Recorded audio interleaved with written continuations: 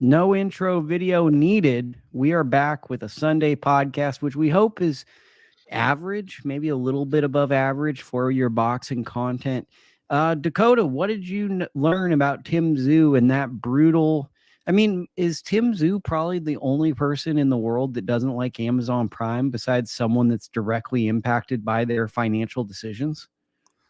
Yeah, dude, this was a weird one, and clearly, Murtazaliev is a really good fighter, right? He knows how to let his shots go from the right range. He knows how to keep his shots long. He clearly hits really hard.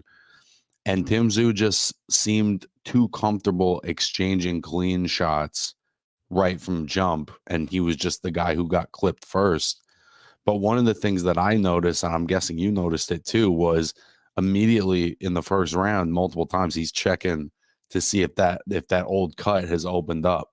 So it was clearly something that was on his mind, and I just felt like he looked too comfortable exchanging punches with a guy who was a legitimate threat, legitimately dangerous, and ultimately Tszyu didn't get the result that he probably wanted. And I think for Murtazaliev, it puts him right in the mix to fight anybody at 154. Yeah, I agree. That's a great take. Great take. The the thing for me is, and I'll be honest with you, Dakota, 20 seconds into this fight, I thought this was going to be a problem for Tszyu. And it was before, because I want to say about 30 to 40 seconds in, there was an exchange and he tapped the forehead. And I go, oh man, because I saw some mental, like. That's what I'm saying. When you're checking that right from jump, it's clearly on your mind. And there was like a mental checkout. I'm not saying that he gave in. I think this guy has a will of a warrior, but there was like two battles going on in his brain at that point. But like, let me explain that before I get to my real point is, I think he was thinking like, okay, I'm going to get cut. How is the cut going to be? And I'm fighting this guy. And I think at that point he was balancing two things at the same time. My bigger concern was starting out the way Murtazaliev said perfectly, Bakhram was throwing punches. He was throwing them around the guard, right? So he had a fast jab, but then he's throwing these punches around Great that jab. guard. Great jab, but to me what was scary early was, and by the way, look at how many viewers are already jumping in. We have a huge amount. Hit thumbs up if you like the show. It was scary. He's coming around the guard and Tim's not adjusting. He's not feigning. He's believing that his physical power, his toughness is going to break this guy. And I was concerned before he did the head touch because to me, my scare was this guy's got hand speed and this guy's well prepared for what Tim Tszyu is doing. And Tim is looking like a guy that's confident he's just going to physically break him down. Well, and because that's what he's done his whole career, right? So I think that he's relying on, well, this guy's going to break just like everybody else. And I think he just got caught first.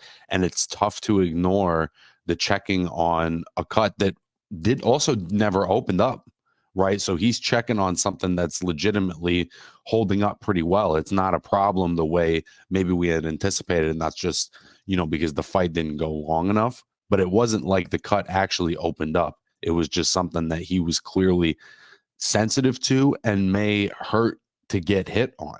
You know what I mean? It may be it may just not have been long enough for him to be out of the ring with a wound like that. Then you factor in how long does it take to heal, and then how long are you able to start sparring and able to start really preparing for high level combat. And maybe he just thought that this guy was a tune-up or something. I'm not sure. Yeah, I mean, there's a lot of questions. So let me start asking questions to you and then we'll have a good conversation, right? The first question I want to ask to you is this how Tim Tszyu has always been? Or is this Tim Tszyu 2.0 after the cut? What's your thoughts on, because there's going to be a school of thought that thinks Tim Tszyu was always this and manufactured, or is Tim Tszyu slightly different after the elbow cut? Well, I think the first part of that answer is that I think that Murtazaliev is a legit champion. You could see from how he lets his shots go, you could see how hard he hits, you could see that this is a real guy. So I think that's the foundation. So whether Tim Tszyu is at his best or not, I think this guy gives him a hard time. He's also fought on the come up. It was like guys like Terrell Gaucher and of course I'm going to forget his name now. The guy from Tony Detroit, Harrison. Tony Harrison. These are more outside boxers that he has to go find. They're not physical in that way. And then even Fundora really used his length in that fight and kind of boxed him. Even though it was a brutal fight, he boxed a more technical type of fight. This guy just represented a level of physicality that we definitely haven't seen Tim Tszyu in with. You know what I mean? So I just think that we saw him in with some different things that we haven't seen him in with. And then also factor in that he's checking the cut. I just think that he's definitely different, but there's nothing. We're finding out some things about him, maybe some things that he doesn't like when he's in the ring. Because for the most part, we've just seen him kind of have his way. And there's an undercard analysis here too for me. Is I don't know what Mateo Tapia's relation is to him, right? But I believe that they're sparring partners, teammates. There was a level of like toughness wins fights. There was a level of like, we're not strategic. It's like we're going to have the heart of a lion. And when you go back and look at Tim's opposition, he has fought a lot of guys that didn't really have power on his come up. And I mean, that could be building a fighter, that could be whatever. But now, I truly believe if the cut didn't happen, he would have beaten Fundora. I felt like he started that fight really good. For me, it just feels like after that cut, and I was telling my girlfriend this, Tim felt like a guy that thought he was indestructible and invincible. And that cut has kind of put some doubt in his mind. And he's a fighter that I don't know if he can handle doubt. Not to say mentally he can't handle it, but his style was so reckless that there being damage that could come from a fight. I think that it impacts kind of how we look at him moving forward. He's now lost 2 fights in a row. This was a very devastating knockout. It was a one-sided fight, to be honest with you. Yeah, it was a beatdown. It was a beatdown. And given the circumstances of the cut, Bakhram's not going to get the full credit because part of the story is always going to be this was a guy that looked a certain way and then got a cut and then gets brutally knocked out. And I think I was talking to a smart guy about boxing. They think that the cut he suffered is the same as a knockout punch because losing that much blood is the same. So now he's lost 2 fights in a row, 2 knockouts. It's pretty devastating because coming into this year, we thought he was a superstar. Now, I don't think you think that he's in that realm of a Vergil Ortiz or a Terence Crawford currently. No, not at all. And those were even a few years ago when Jermell Charlo was the undisputed champion, he was supposed to be the guy that was going to fight him. And at the time I somewhat favored him. And then he gets the dominant win over Brian Mendoza when Mendoza's fresh off the Fundora knockout. And that's an impressive dominant win. And this has definitely been, this is one of those fights because the Fundora fight, if he comes back, he's the same guy. It doesn't really damage his brand at all. But this is the kind of fight where you do kind of have to start from scratch a little bit, I think. Well, I do give him credit. Like Tim is a guy that we can rail on him a little bit for maybe strategy. But this guy, instead of taking a soft touch in a winnable fight, he goes in against an unknown champion, a guy that we're assuming he would beat because we didn't know him and we hadn't seen him on television, a real guy, and he gets knocked out because he tries to fight a champion in his next fight coming off a brutal head clash and probably fighting through some things. And then he does an interview with probably a concussion, more than likely, after the fight. Waits in the ring, which I honestly can say I wasn't a huge fan that he had to stay in the ring. I would prefer he get medical treatment before that. I just have so many questions about where he goes from here because of that cut. The way he stopped we've never seen him stop action as a fighter. And he stopped in that first minute to see if he was bleeding. And it's such a change in the way he fights as a fighter. Definitely. There isn't the same level of confidence and assertiveness. And we definitely didn't see, we just didn't see that same kind of durability. And maybe he's just never been hit that clean. I think that Murtazaliev hit him with some beautiful shots that are going to stop a lot of guys, but it's also, are you available to get hit by those shots? And clearly he was super hittable in this one.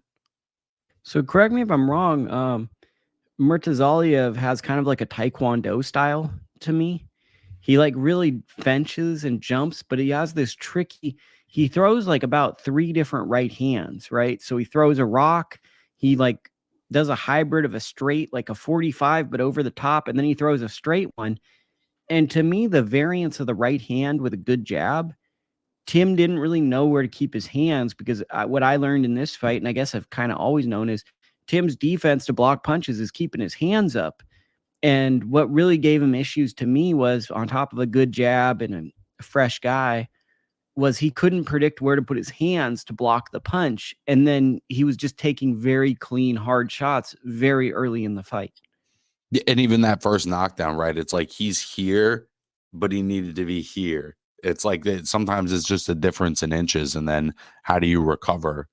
And clearly accuracy is also a part of Bakhram's game. And Murtazaliev, that's what I was going to say. Accuracy is what blew me away with him. People are going to act like this was all Tim Tszyu, okay, that. And we kind of did that in the lead. There's a lot of guys that can't find these windows. This is football Sunday, right? Great quarterbacks, Patrick Mahomes, Tom Brady, whoever. They find small windows to get the football in. Bakhram's window to land these shots were not huge. And he was consistently finding those small targets, which I think makes him an interesting player. Weird comparison, but it's not completely the same. Kind of felt like when Costa Tszyu beat Zab Judah to me. Sure. A guy that kind of announced himself and is going to be in some big fights. Albeit Costa Tszyu was still a guy before that. But I mean, to me, now you're looking at a guy with Bakhram. He could fight Terence Crawford. He could fight a Charlo brother. He could fight Vergil Ortiz. Even if he loses a fight, I think there's intrigue with those fights now. Absolutely. Jesus Ramos, always a guy I want to throw into the mix because I want to see him in with the best. The winner maybe of Madrimov and Boachuk is an interesting opponent. There's a lot of interesting fights that you could throw this guy in. And I still feel like there's some things we don't know about him because this was such a quick, dominant performance. We don't really know that much about Murtazaliev other than he's a hell of a fighter, but we don't know what he doesn't like. Well, I think what we learned he does like is he likes guys to pressure him.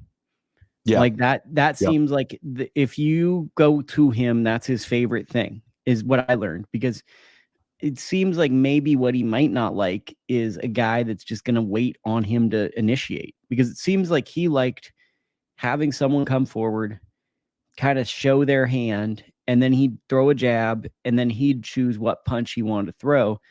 And I keep going back to it. He's kind of this awkward martial arts style where he's very reactive, and he throws, I wouldn't say they're untraditional, but they're very weird punches to prep for.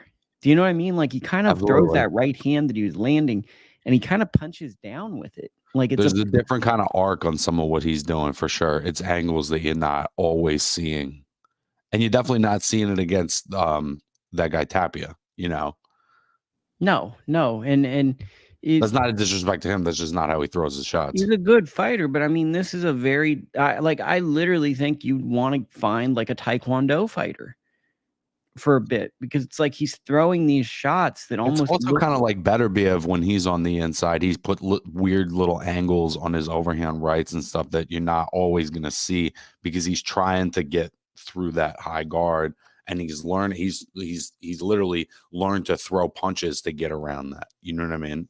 Well, and I think that's when I knew Tim was in trouble was before the head clash was 20 seconds in, this guy's punching around Tim's guard, which told me he wasn't intimidated of him. You know, like in most of Tim's fights where he's had success, guys have, okay, let's see what he has. This guy started out jab, punch around the guard, and his face got red real quick. Like his face turned into a tomato fast. Manke Crazy in the comments. Mendoza said he arrived in Sydney 4 days before the Tszyu fight. You can hear Tszyu's sister screaming when. Yeah, that was too late. You can hear Tszyu's sister screaming when he fights in Sydney. She's irritating. Must be his good luck charm. And did Tszyu's team not watch Murtazaliev fight footage? I mean, I like Tszyu a lot, and I'm sure his team is nice. But I think there is a fair point to kind of question why they don't have a Mike Basil or a Rudy Hernandez or a Mike Rodriguez or an Aaron Navarro or a Stitch Duran at this point. You know, they don't have one of those guys that we look at as the elite cut man in the corner when that was an issue. And I think also, not to be mean, there is a strategy element that I'm wondering if this team is limited in giving him. What do you think about that? Not saying he has to go to a famous trainer, but would it be worthwhile? I think the evidence of everything you're saying is that from the opening moment, he's playing directly into what this guy wants. So I think that tells you everything you need to know. When it looked like, I don't want to say overconfidence, but one could interpret it as overconfidence, where you assume your power is going to just change a fight. You know, like it looked as though I didn't really see him using a jab. I saw him coming forward, good footwork, cutting the ring off, but he wasn't giving him a lot to think about other than he's a big, strong guy who's coming forward. And Bakhram wasn't worried about that. He wasn't fazed by a guy coming forward. And I kind of wonder if, like, he doesn't, the big thing to me is the cut, man. Like, you got cut open and there's a concern about it. I didn't see a cut, but they're putting stuff on his head early in the fight. I just, no disrespect to Joe, who was working as the cut man. We don't put him in the same tier yet as the Stitches and those guys. I just still, for the life of me, I can't understand why that team isn't doing that. If this is an issue, like, why aren't you investing in one of the best guys? Especially, and listen, bro, when you get a cut like that, it never feels the same. You know what I'm saying? It even if it doesn't bust open, it never feels the same. When I was a kid, I was probably 12. I fell and I busted my lip open. 15 stitches in there, 10 stitches, whatever it was. And when I would spar, bro, if you hit me right on that spot, almost nothing felt worse. And this is a cut that was, a quarter of the size of the cut that he had. But even to this day, if I bite it the wrong way or I hit it the wrong way, that shit fucking hurts. And he's a pro boxer and guys are going to be aiming for it. You know what I mean? Like, there's no way. That's why he's checking it, bro, because it feels crazy to get hit like that when you got a scar like that. Do you think this does long-term damage to how long he can be a pro? Because to me, he got to take some time off, bro. He got to take some time off. But do you think he's capable? Because the one thing about Tim is he's a guy that doesn't like taking time off. Well, he's got to take time off from fighting elite guys. I definitely want to see him stay active. One loss is not necessarily a death sentence, but I do think he needs to take some time off from fighting, the top 10 of the division. So here's an interesting comment. It's psychological to invest in a cut man is to acknowledge. That's a great point. Of course, we lose Lukey right as he's reading it, but I think that is a great point. If you get, a top level cut man, you're right. You are acknowledging that there is a problem, but he's already acknowledging it by checking on it. So I feel like, whether he wants to outwardly acknowledge it or not, he's acknowledging it in the ring when he checks to see if it's bleeding. I don't understand. Like, you and me probably know there's about like 5 of the top guys. There's a bunch of good cut men, but there's cut men where you look in that corner and if you see Baz or Stitch or Mike Rodriguez, Aaron Navarro, even in Bakhram's, they had a real guy, Russ Abner. You see Russ and you're like, okay, that's a real guy, right? not to say that Tim didn't have like a quote unquote real guy, but these are guys that have done it for 20, 30 years, stopping cuts at a high level. I just don't understand it. Yeah, you want to see somebody you recognize when you've had a cut of that magnitude. You want to see like a Hall of Fame cut man in that corner, because this seems like this cut could derail this guy's career. So you need someone that's maybe above and beyond one of the best ever. Then if you acknowledge the problem, then you acknowledge a flaw in the fighting style. I do think that that's a great point, and people in my newsletter have been talking about this, how Tim Tszyu has a little bit too much of a macho attitude, and that and then they're saying Australian culture is to double down rather than acknowledge the problems. I'm not aware of that, but there is a belief that some people think that he's a little bit too much of a tough guy, and that he's a little bit too proud of his warrior spirit. There's a little bit of that big fish, small pond, right? Because boxing is popular out there, but it is a smaller regional sort of market. So sometimes, guys come out of there and they're the top from there and they're the truth. But sometimes there is a little big fish, small pond thing that happens. I think Kambosos is a good example of that. Yeah, I also think Bakhram might be a guy. I think there's another world where Tim Tszyu wins 8 fights in a row and Bakhram is still the champion. And we're acting like he's a nobody because he took step aside money for a while. And he took step aside money probably because it was financially fruitful for him. And now he's in the prime of his career. And I think there's a chance that he wins some fights. I think that him versus Vergil Ortiz is a real fight. I don't think that's just like I would favor him in that fight at the moment. And maybe that ages poorly, but I would favor him against Vergil. I still would take Vergil in that fight because we haven't seen anybody that's been able to really stand up to his power. Serhai did, but that power still impacted Serhai and kind of turned that fight at a point. I just don't know if he can take that power, but I'll tell you this, the longer that fight waits, Bakhram, I think, has a style that ages better than Vergil's. I think Vergil is right now in his prime, and it's going to be hard to beat him because he's just everything's very compact. Everything's very short. Everything's quick to the point with him. It's a difficult style to deal with. I mean, Vergil's a real guy because he has a good fundamental style and he hits hard, and those two things really work well in boxing. Absolutely, yeah.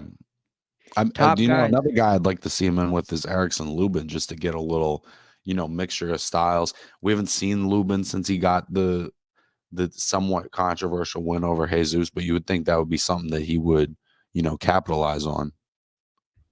Top guys like Usyk and Inoue do crazy training. Bakhram does crazy training too. I think all high-level boxers, to be honest, do crazy training. I think that just comes with the territory. Our guy Sev from Combat Sports Media says Tszyu was definitely legit. He already proved that. My question is, did his last fight do something to him, or is this guy Bakhram Murtazaliev really good? What do you think? That's what we're kind of working through, right? I think that it's a mix. I think that there are psychological components where Tszyu is a little different, and he fought a real guy that caught him because he's doing shit that Tszyu is not used to, and he couldn't recover from it.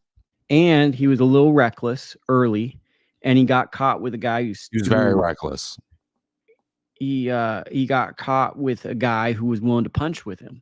I think that's another story. Is Tszyu's never fought a guy who punched with him. Even with Fundora, his adjustment, in my opinion, came from the head clash. The blood over his eyes was Sebastian Fundora's adjustment to go into a more boxing stance. Bakhram punched with Tim Tszyu, and I've never seen someone successfully punch with him except for maybe Mendoza, who I just don't know if he had quite the firepower on that given night. Yep. Someone else said never seen Tim so disoriented. Yeah, I mean, it's a chicken and the egg argument, right? Because it's Bakhram Murtazaliev's greatest performance of his career, but it's also, you can't, like I keep going back to, you can't not talk about the fact that Tim Tszyu had a cut that literally was like one of the worst cuts we've seen in the past 5 years of boxing. And then this performance comes directly after it. And minor details as the fight starts. He calls a break to the action to check to see if he's bleeding, which we've never seen Tim Tszyu even once do that. So there's just, I think, what do we say to end this segment? We yet to be determined. We will find out It's in the kind of future. one of the beauties of this weight class in the last decade or so. There's a lot of talent, and they do fight each other, and so there's a lot of turnover. And it's, in my view, it's one of the beauties of 154. Okay, another 154 pounder, Yoenis Tellez, stopped Johan Gonzalez. It was a weird fight. It started out really slow. Tellez then picked it up. Really good power puncher, Cuban, who's trained by Ronnie Shields. I cannot assess him. I could see him being one of the top guys at 154. I could also see him being a guy that runs into a lot of trouble. He at times does not let his hands go. Very patient. There's a And lot then of waiting. when he feels comfortable, though, he's an incredibly dangerous puncher, though I wouldn't say he has the dimensions and dynamics of Arislandi Lara. He gives me some Arislandi Lara vibes at times with his ability to finish guys that you'd expect him to finish. And he also has Lara vibes when he does nothing at times. And you go, why are you doing this? But the difference is that I worry about when he's getting that look. He's not making you miss clean. He's real comfortable taking stuff on the high guard. And those are the moments where I get a little concerned, because it's like, not every guy, you're not going to be able to just take it on the high guard for 3 rounds while you get a look. You know what I mean? That's not going to work. That's more like a Arthur Abraham kind of vibe. But you do wind up taking some punishment when you do that. But the thing about him that I do like is he's a slow boil. You know what I mean? He's a slow boil, but once it gets hot, he's a lot to deal with. You know what I mean? And I think that slow boil, we see Terence do that. There's other great fighters that do that. I do want to see him, though, get a little less comfortable just taking shots on the high guard, from a big puncher like that to start the fight. I mean, at times it looks like he gets bored. And that's my concern, is like early in fights, he looks complacent and disinterested. And then like that's the start of the slow boil. And then once he figures something out, it's like, okay, now I know what to do. I can't assess him. I could see this guy. Weird opponent. Well, Johan Gonzalez is a tough guy, right? He's beaten guys like Guido Scrum. He lost to Jesus Ramos. He's probably like a fringe top 15 guy. Maybe he could be ranked in the top 15, but he's probably just outside. This was probably his last hurrah, his last big fight. Really came to win in those early rounds. And then once he got figured out, he kind of knew the writing was on the wall. Yeah, I mean, it's just, I get that it's a weird opponent, but it's also like Tellez is a weird fighter in the sense here he has a knockout of an opponent, which we usually praise. And it's kind of a ho-hum knockout. He didn't really guide us to more about him. We still are indifferent. We still have a lot of questions about him. And it kind of summarizes his career. He's a Cuban fighter who's moving fast, who's blending into the background while we're more excited about other Cuban fighters like Morel, like Andy Cruz, and now Iglesias. Mm-hmm. Like these guys are passing him, looking more dynamic. And he could be as good as all of them, but for some reason, he's not moving the needle the same way. I agree. There is a lot to like, but there's something missing. And then he calls out Xander, which is also kind of strange. I get they're in the same weight class. I like that. I like it too, especially if Xander wants to be a main eventer, but maybe I'm old school, but I don't like seeing older fighters call out younger fighters. It just kind of always feels weird. Like if you're calling out a 22-year-old who's not a champion. I don't know, man. I think that he's calling out a kid who's been pro for longer, who has a lot of firepower, and he wants to take that challenge. I like that fight. But that's a good fight, and that's a real fight. And hopefully that's a fight that can be made, because I don't even know Tellez's promotional stance. So maybe that's a fight that could be made for some type of fight, Yeah, that'd be great. I mean, you make a Tellez versus Tim Tszyu fight in a year. Who do you like in that?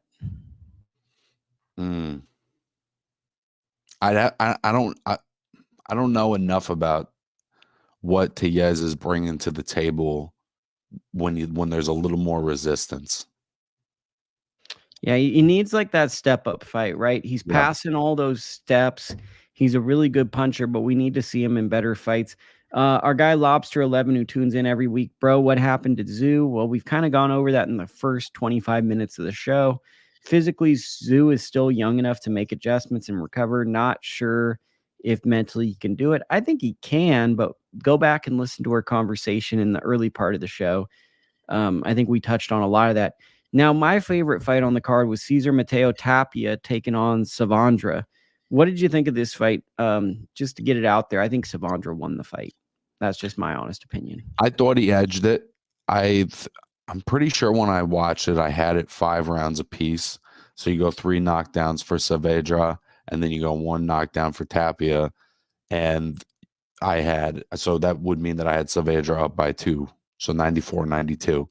So I'm not furious at a draw. I do feel like there was stretches where Tapia was very effective and landing big shots and really hurting them. But it did feel like between the number of knockdowns and how the fight closed that Saavedra was worthy of the win. But I don't think that it's a terrible decision. I kind of do, but at the same time, Saavedra kind of gave away multiple stoppages at this fight. Like, he dropped the guy 3 times and the fight probably should have been stopped, yet he still let the guy come out. And this guy was basically what Tapia's adjustment is let me back up and then load up on a right hand and throw my whole body into a right hand. That was pretty much his strategy. Then you get in close, I'm going to hold, then I'm going to touch, and then load up on a right hand. The fact that he's got a good jab too. I was surprised he didn't use it more. I think that's that fighter mentality, right? He gets hit with a shot, and then all of a sudden, I think he went away from his game plan. But that right hand, for me, Saavedra really gave away this fight just by like showing a very low fight IQ. That it could be taking a shot, and then you're just in the midst of battle. But Tapia wasn't doing a ton creatively. He was just kind of going back and throwing a shot at him. And yeah. And because of that, I think that you could make an argument that it's a draw. I still saw Saavedra winning the fight. So a draw in this fight would be 6-4. And that's hard for me to see, because I mean, to me, it was like the first round, the second round, really the first 4 rounds were pretty clear Saavedra rounds to me. Mm-hmm.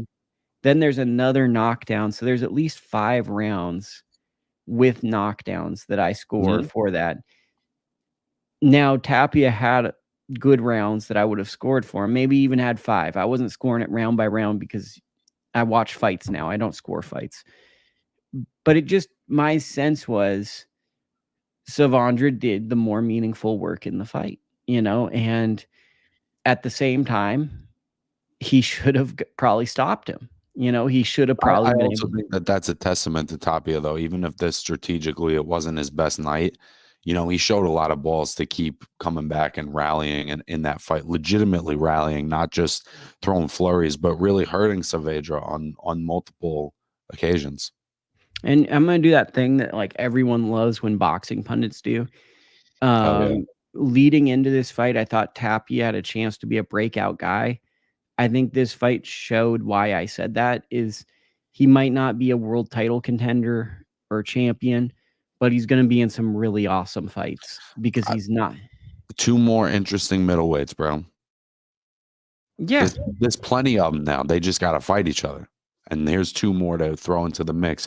Let's fucking see Troy Isley versus Saavedra.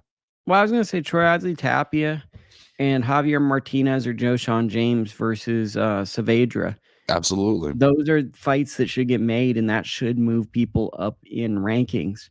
It just feels like now in middleweight, the problem is we have guys, but now everyone wants to maneuver.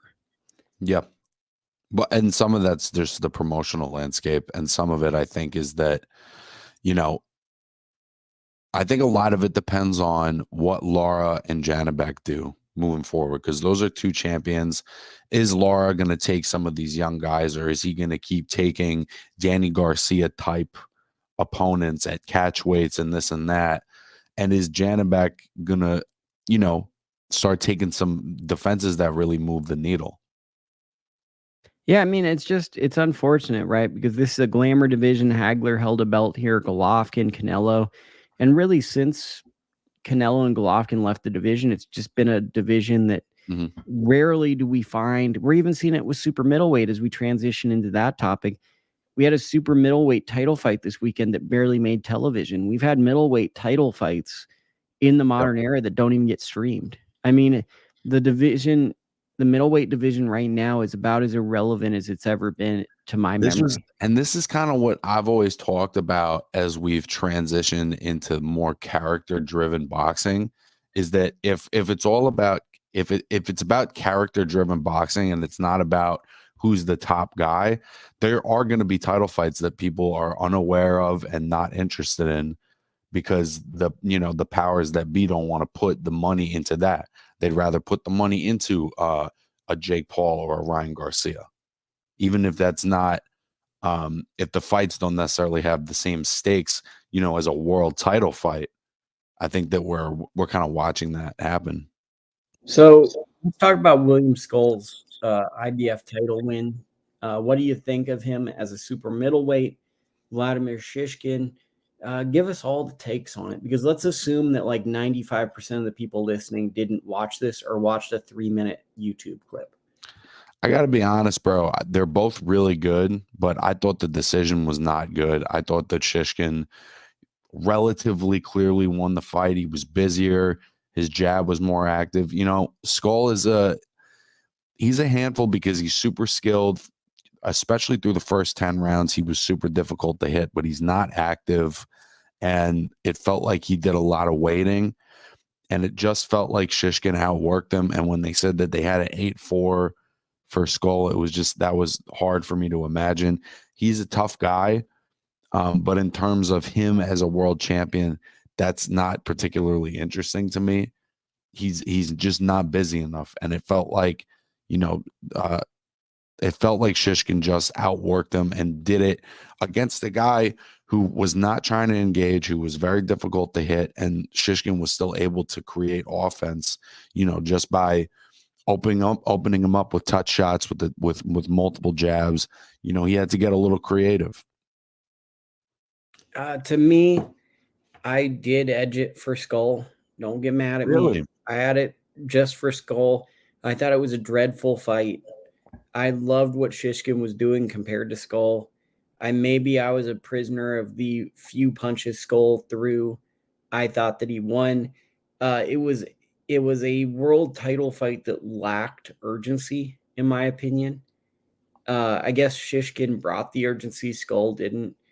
And then he almost knocks him out in the last 2 rounds. And he almost knocked him out in the last round. To me, it was just, when you look at this fight, and maybe I was a prisoner in the moment, and it could be another thing, all bias aside. I kind of like Salida. I like Salida, nice guy. I was kind of hoping Shishkin would get the belt, because that would be a more US-based fighter that maybe could land on television products that we would see. So maybe I went in and did that thing where I'm slightly biased, and I'm going to be more critical, because that's typically when I'm biased and more critical. William Scull is a rough hang, man. He's a rough hang as a world champion. He's not a real fun time. Not the same fighter, but elements of Felix Sturm throwback vibes. He gave me Rancis Bartholomew vibes. I think that's a good, but what I meant by the Felix Sturm vibes are, we're going to have a world champion who mostly fights in Germany, and fights happen.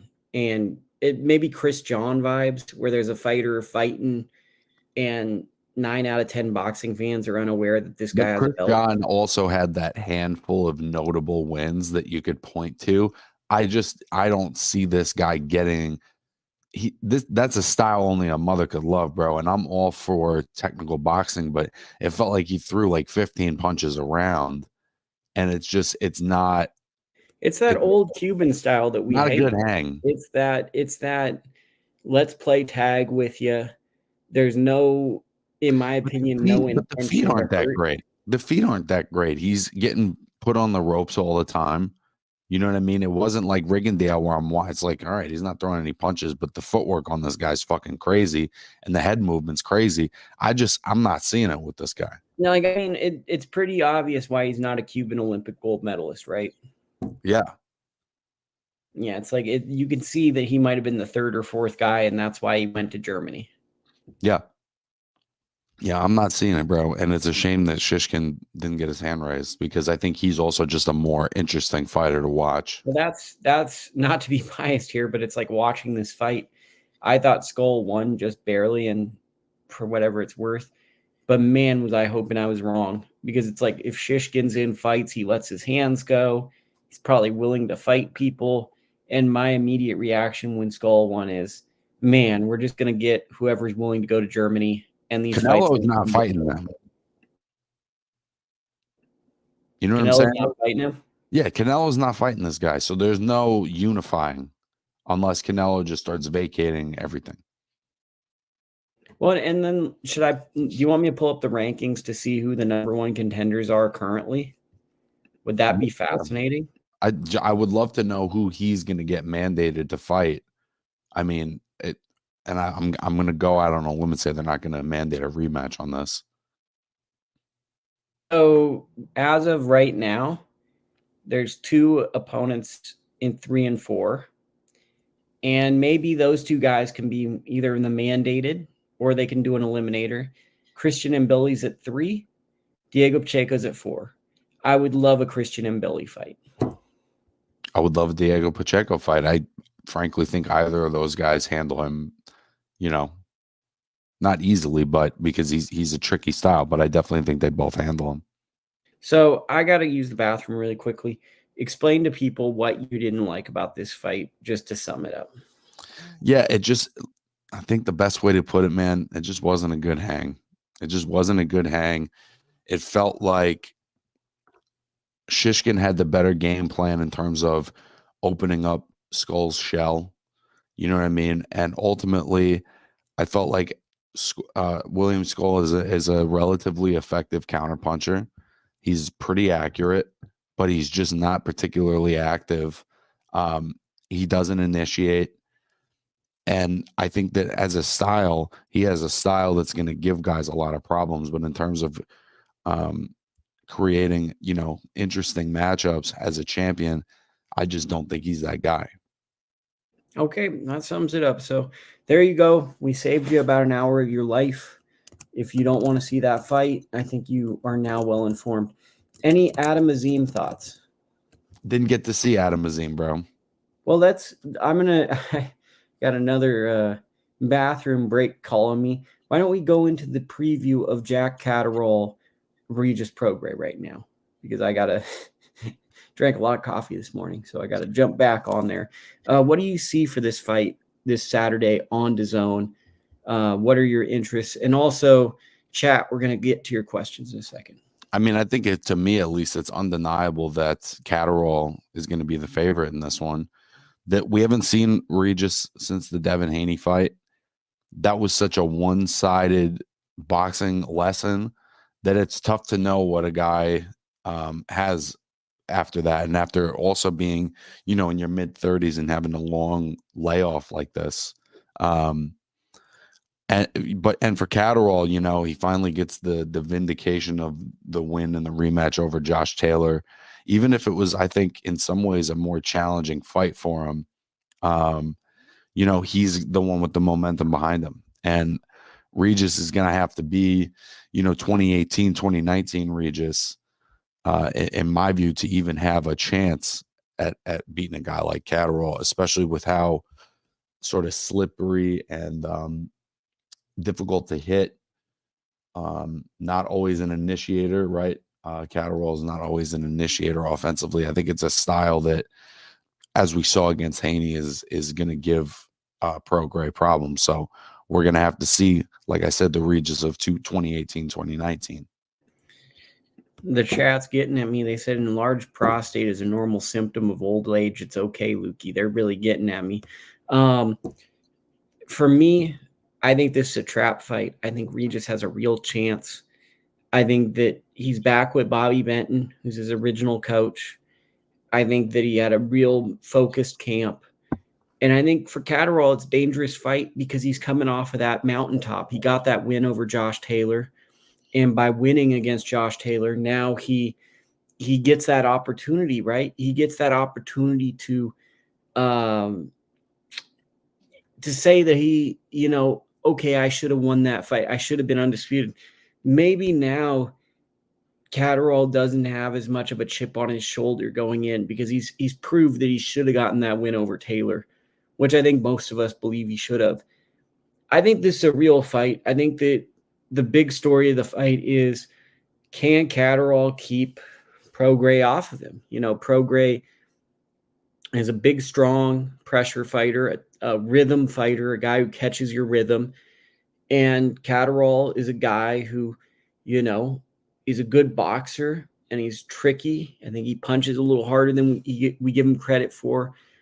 But I think this is a real fight. And I think that a lot of people are looking at Regis's last couple of fights and think he's done. They look at the Devin Haney performance and they look at the Zarilla performance and they think he's done. I think that he knows that he has something.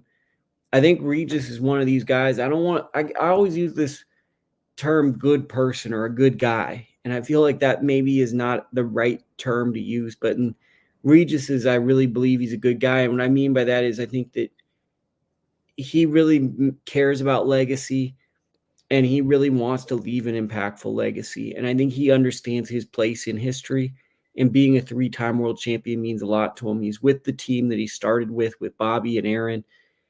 And I think psychologically, this is a very hard fight for Catterall and not as hard of a fight for Regis, because for Regis, it's a fight where he's going in and everyone's doubting him and he has to work to the best of his abilities. I just think it's a tough style matchup for him, bro. He's not, if there's ever, what do we always talked about? He only moves to the right.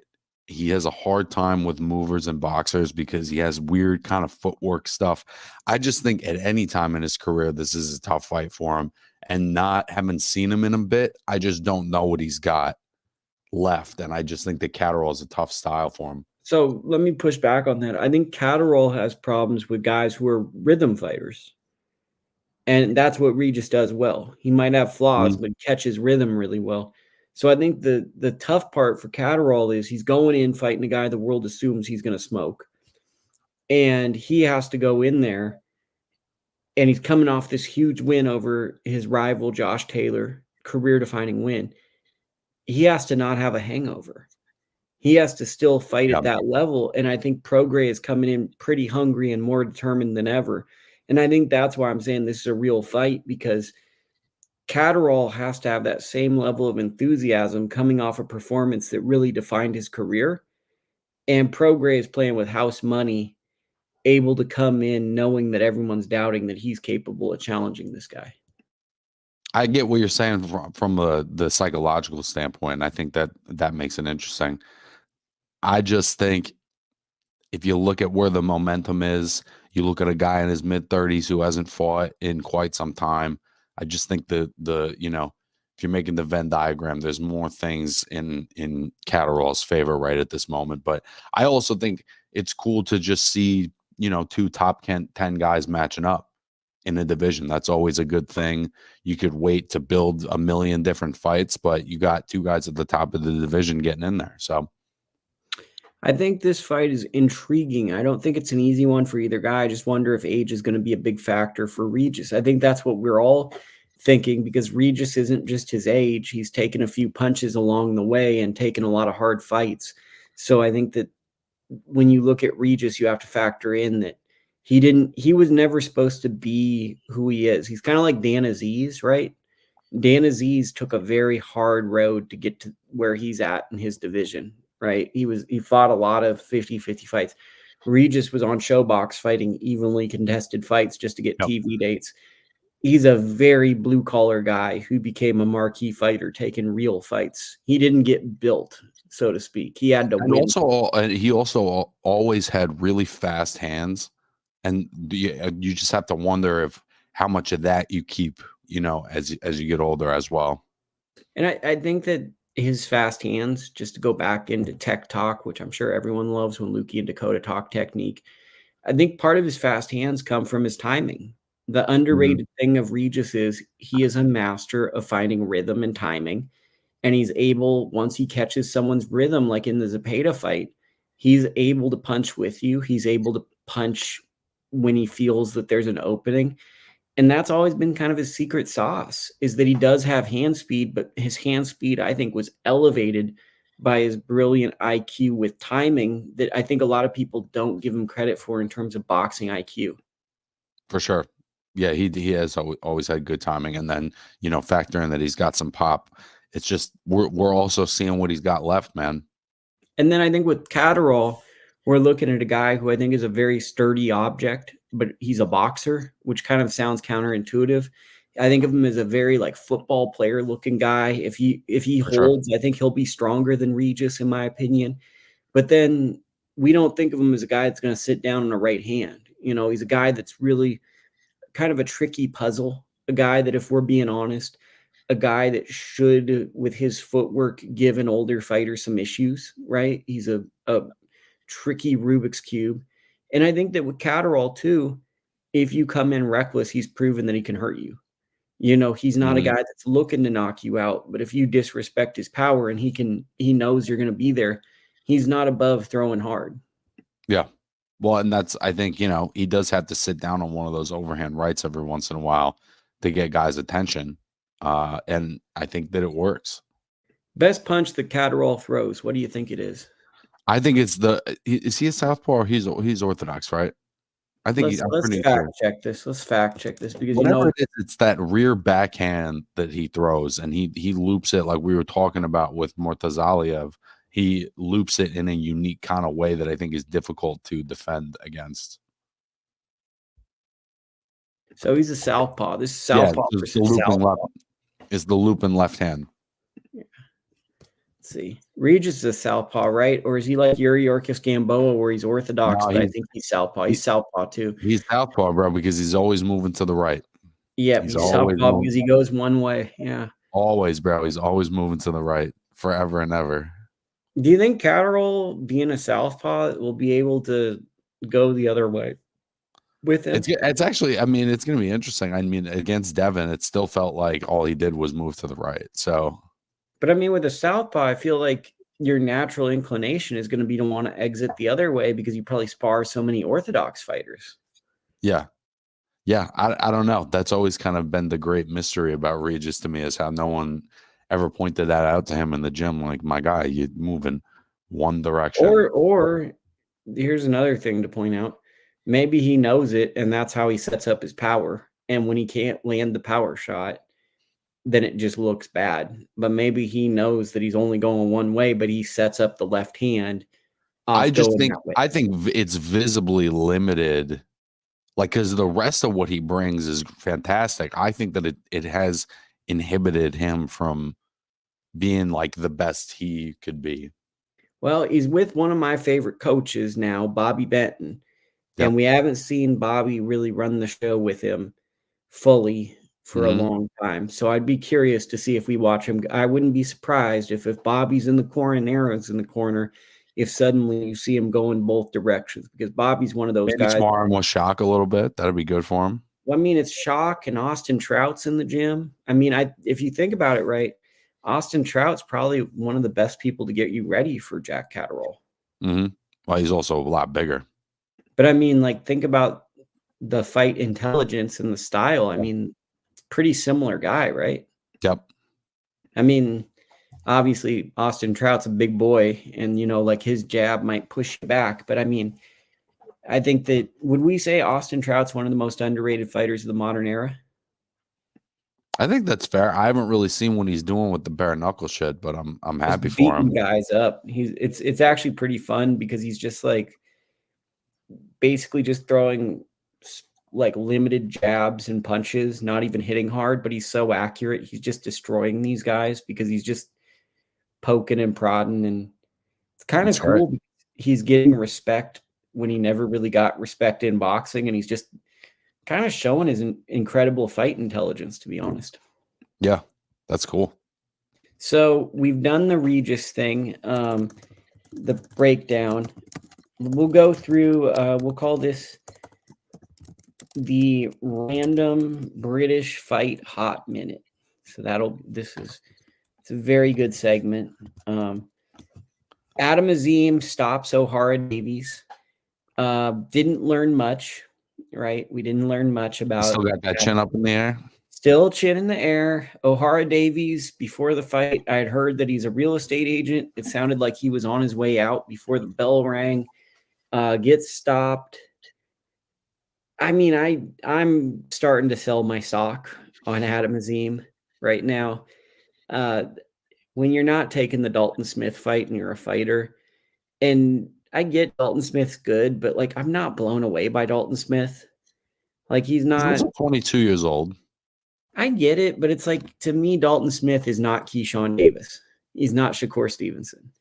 It's like that's a good domestic British fight to get to a really big fight. I think that the experience gap is narrowing, but it is a big experience gap. I'm not saying he shouldn't take the fight. I'm just saying I see why.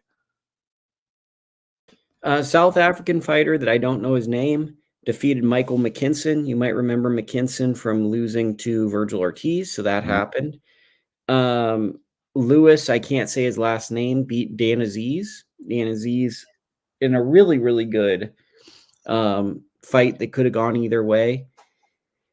And off the top of my head, those are the British. That's the British boxing minute. So any of those results surprise you? Not particularly. I mean, I like Adam Azim. I think that he could have a good little career, but there's just some stuff technically that we've seen recurring, not just in British boxing, but it's just a tough style when you get it to a certain level. When you're standing that straight up in the air, bro, like somebody's just gonna hit him with something clean, and we're gonna see how he responds to it. Okay. Chris Colbert got stopped on Pro Box TV by Omar Salcido. What did you think of that? It didn't blow my mind. Not that I really knew anything about Salcido, but I just feel like now he's been stopped a couple of times. We've seen him take some pretty serious punishment on a couple of different occasions now, and clearly his punch resistance is not all there at this point. And whatever sort of technical, athletic ability and speed that he had, he's just not really using right now. So I'm not really too sure what he does going forward. He's in a tough spot for sure. What did you think of him coming at a career heaviest for this fight? I would assume it might be because the fight was delayed by a week because of Hurricane Milton, etc. But he just looked, I don't want to say not in shape. He looked in good shape, but he looked heavier than optimum to me. He just looked like he could be a smaller fighter, and he was fighting at a weight where, to be honest, he didn't look as fast as he looked in the past, and he looked at times too comfortable going to the ropes. Yeah, he's just kind of he just seems willing to take the shots. And I'm not sure if that's a mental thing or a technical thing, but he does kind of just stand there and take punishment. He's not slippery the way he was earlier in his career. Yeah, it's actually quite remarkable to go back and watch the Austin Dulé fight and then watch this fight, because it literally looks like two different fighters, from the demeanor to the confidence. I mean, yeah, he's just high guarding it. He's just high guard stand there. I mean, there's a level of tough guy in this fight where he stood in the corner and you could tell that he didn't want to sit on the stool for any of the rounds. And there was a level of, I want to finish on my feet. And his coach Sosa stopped the fight because he cares about him, which I think was a good stoppage, because he just was too willing, as you said, to take shots. It was frustrating to watch because I saw his, not unlike the Tim Tszyu fight, I saw his demeanor change early in this fight. Yep. When Salcido started landing body shots, I started to see him throw less. I thought that he would at least win the first 4 rounds with a good, sharp jab, and Salcido would have to pick it up on the second half. I mean, arguably, Salcido might have won the first round, and then Colbert struggled through those other halves. He had moments, but I was surprised that he wasn't able to put his will on Salcido earlier in the fight. Yeah, it was. I just think it's one of those things, bro. I don't know if it's complacency. I don't know if it, like you said, it's a tough guy thing, but he's just doing the I can take it thing, and that really limits your potential.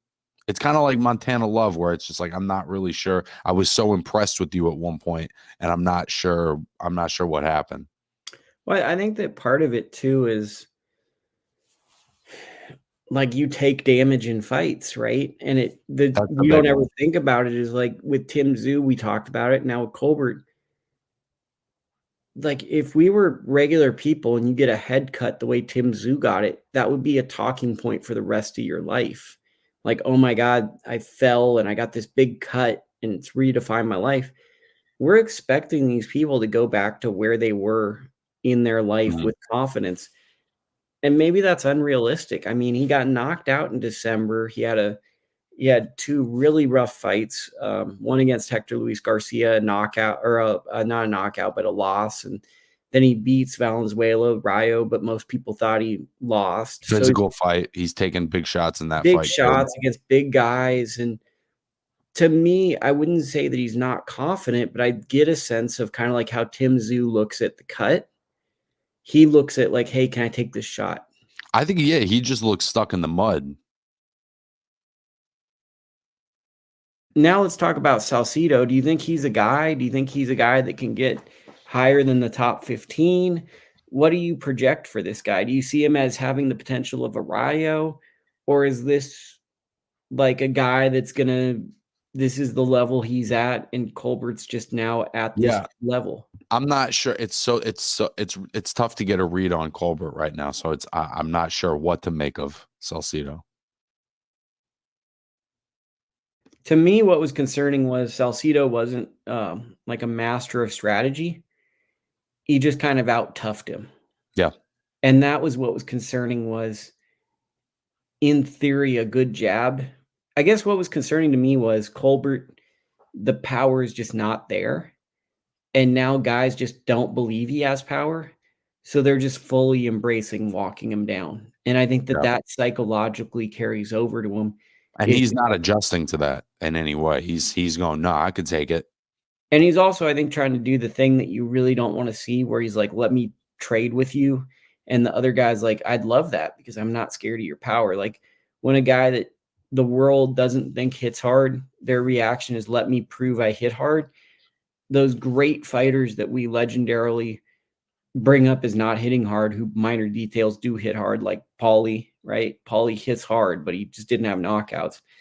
We never saw him just like, hey, let me get into 50-50 exchanges. He beat guys with his brain. And that's what we need to see from Colbert if he wants to be an elite fighter, is he needs to become more of a scientist and more of a Paulie Malignaggi, more of a Chris Algieri, more of a thinker in the ring. And I just feel when guys who don't have that power turn into you go, I go guys, it's a bad trend to go down. Absolutely. In the chat, dang, Tim finally became popular in America, but for the wrong reasons. He's trending number 5. Just shows boxing is really a popularity contest. If the best no, he's saying, but shows boxing is still really popular. Okay. The Russian destroying Bud 4 now. I mean, I don't think we can give an accurate assessment of Bakhram versus Terence Crawford. Terence Crawford's had a 15-year televised run, basically. And Murtazaliev took step-aside money from 2019.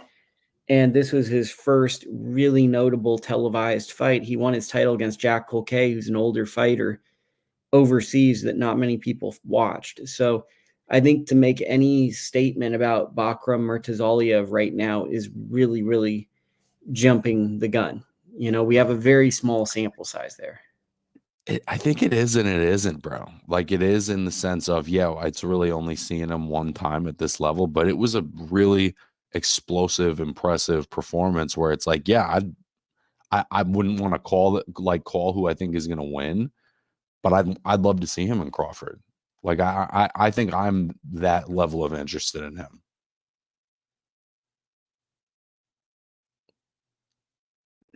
Other fights this week, just for the super hardcore fight fan that's hanging with us, we will give you. There is on ProBox TV, which, by the way, no longer you just sign up, so you sign up and you can get the fights. Sharita Metcalf versus Mio Yoshida. It's a title fight for Yoshida's belt that she won from Ebony Bridges. Metcalf actually beat Yoshida last year, but then didn't go back to the gym right away, and then got the phone call to fight Bridges and wasn't available. Yoshida fights. So they fight Wednesday in New York. World title fight. Co-features Mike-Juan Williams. Really, really interesting fighter. So that's a good 1-2 punch right there. On Thursday, we have Gucci Manny, your guy, and Tito Sanchez fighting on a Golden Boy Indio card, which those are always fun, like the pace of those cards. Those cards usually move pretty quick. I'm a big fan of cards that don't dilly-dally, just give us the fights. And another card, I think, for American fight fans to keep their eye on, UFC Fight Pass. We got Omar Trinidad in action, Gory Urincian, and a bunch of other pretty solid fighters in action on the 360 promotions card, which 360 probably has the best pacing for any fight card out, because they literally just run the next fight after the one before ended. So you can get a 2-hour fight card. They do not dilly-dally. Yeah, we've definitely increasingly seen the all-day boxing marathon.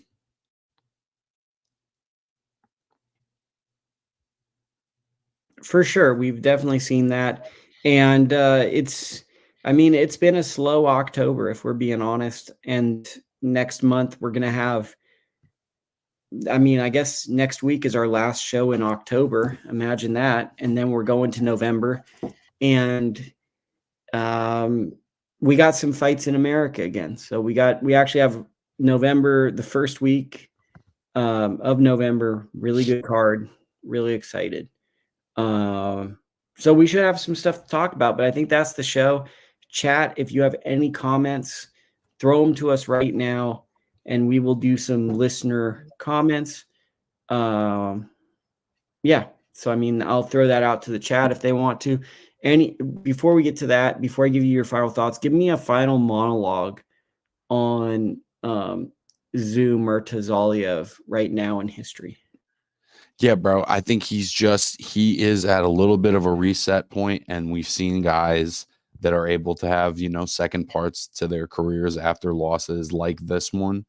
And we've also seen guys never be the same. And I think this is sort of the moment where we're going to find out exactly what kind of career Tim Tszyu is going to have, because no career is always exclusively smooth sailing, right? So he had his ascend. Now he's facing his adversity. Now it's about what comes after that. Okay, that's a great point. Where can they find you, Dakota? You can always find me at the Slip and Weed Podcast on YouTube, Instagram, the Lukey Boxing Show, ITR Boxing, and we'll see you next weekend. Okay, sounds good.